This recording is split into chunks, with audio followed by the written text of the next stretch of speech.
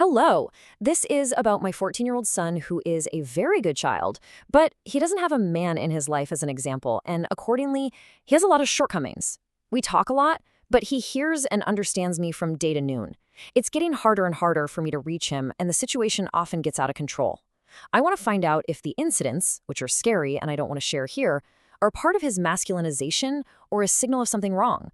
Or he just needs to talk to someone who doesn't hurt his feelings and doesn't dramatize him unnecessarily. I don't know. Please help. Thanks.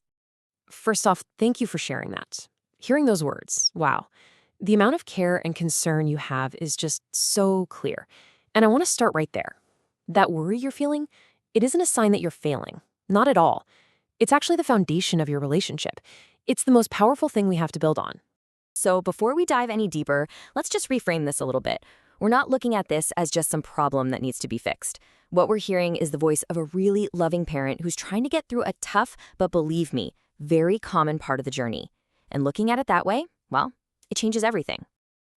Okay, so to really get a handle on what's happening on the outside, the behavior that's so worrying, we have to look at what's going on inside. See, at 14, your son is right in the middle of this massive internal storm. It's this really intense, sometimes chaotic process of just total change. And it's these big internal shifts that are causing the exact behaviors that feel so confusing. A teenager's whole sense of self is literally being rewired. They're asking this huge question, who am I, away from my family? And that one question, it just naturally makes them question authority and push back on rules that they used to just accept. Those emotional swings you're seeing, they are absolutely real. They're driven by biology. And that deep psychological need to become their own person, it is so powerful, even when it's really painful for everyone. So when you say things like, he doesn't hear me, or the situation feels out of control, what you're really describing are the outward signs of all that internal rewiring. It's not that he literally can't hear your words.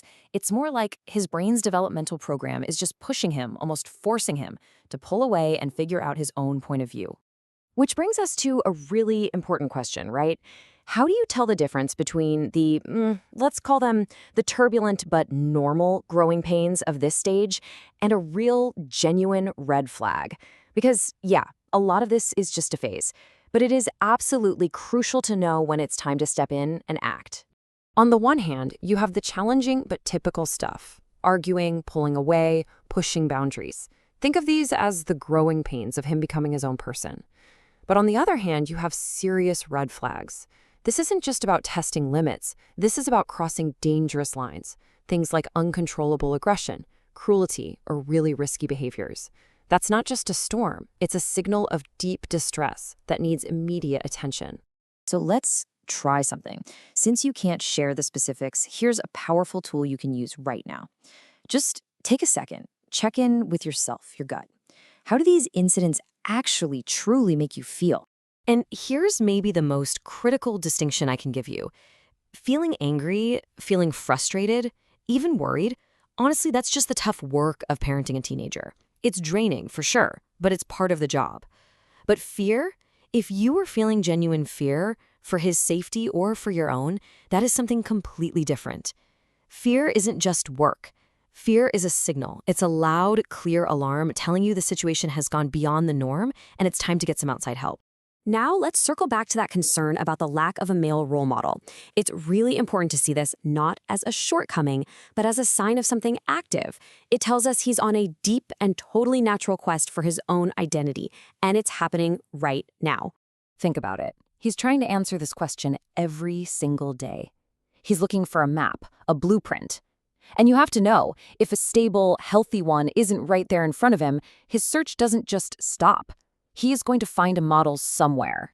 This search, it tends to follow a pretty predictable pattern. Ideally, he finds guidance from trusted mentors or family. If that's not there, he'll turn to his peers. If that's still not enough, he'll find really powerful voices online. And from there, unfortunately, the path can sometimes lead toward more aggressive groups that offer a distorted but very compelling version of strength.